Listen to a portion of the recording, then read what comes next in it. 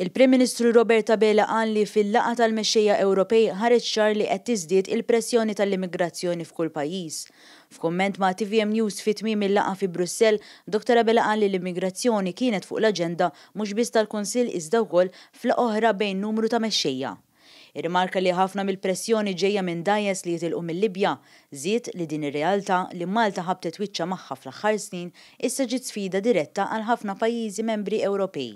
Irrakkontajt fil-fatt l-esperjenza ta' pajjiżna wkoll u rriferet għalih aktar qabel ukoll il-President tal-Kummissjoni Ewropea fejn tidħol il-politika tar-ritorn lejn stati li huma meqjusin bħala siguri u l-kumment hemmhekk kien kemm pajjiżna għandu politika ta' ritorn li hija waħda effettiva.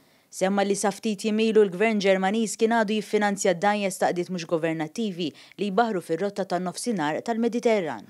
Il-Gvern Tedesк m'hemmx għalfejn noqgħod naħbil isem, il-Gvern Tedesk ħad deċiżjoni li mhux se jibqa' jiffinanzja dak l-NGOs li kemm il-darba aħna u l-Gvern Taljan kellna reżistenza lihom għax hemm minna li flok kienu qegħdin jgħinu biex jissalvaw il-ħajjiet iservu propju l-iskop oppost. Għamilha ċara li l-ħajjiet ta' nies iridu jiġu salvati u li l-Gvern irid jassigura li min ma ħaqqux l-ażil ma jieħdux. Bilna wkoll illi se jkunu qegħdin jibqgħu jittieħdu pariri tekniċi dwar kif nistgħu nibqgħu nilqgħu għal din l-isfida, però tara hemmhekk kemm hija realtà li kull ma jmur għaset tibqa' kostanti meta tiżdied fl-intensità tagħha u hemmhekk tara kif ir-riżultati li kellu pajjiżna li rnexxielna nipprevjenu l-wasliet u naqqasna bil-kbir bil-bosta in-numru ta' waslit lejn pajjiżna f'dawn l-aħħar xhur. Ma kienx b'kombinazzjoni. Dwar il-laqgħa Dr. Bela saħaq li mal-Libja l-Ewropa m'għandix titħadded biss dwar l-immigrazzjoni imma wkoll dwar opportunitajiet ekonomiċi u ta' investiment. Irrefera għal dak li rabajnieh fil-Ġordan u r-rakkonti ta' tfal u familji li Malta ospitat għal refuġju u kura tas-saħħa.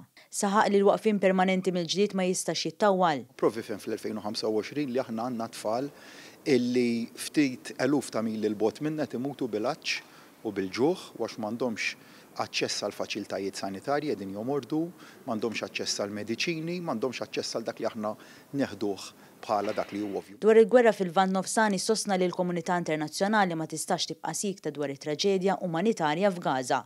Jinnota li l-eskalazzjoni fir-reġjun qed toħloq sfidi ekonomiċi u kummerċjali fir-rotot marittimi u tenna li l-Unjoni Ewropea trid taħdem fuq pjan ta' kontinġenza. U fakkar li l-gwerer jibqgħu dejjem dawk li jgħeddu l-prosperità taċ-ċittadini.